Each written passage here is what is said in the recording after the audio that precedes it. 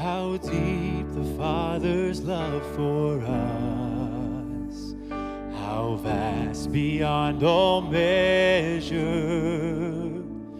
that He should give His only Son to make a wretch His treasure.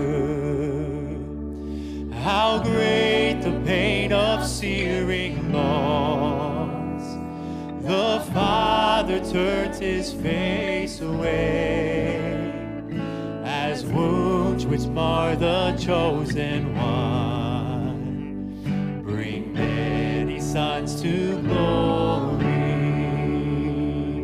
I will not boast. I will not boast in anything, no gifts, no power, no wisdom,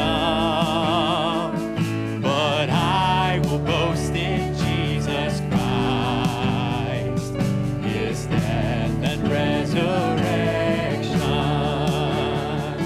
Why should I gain from His reward? I cannot give an answer, but this I know with all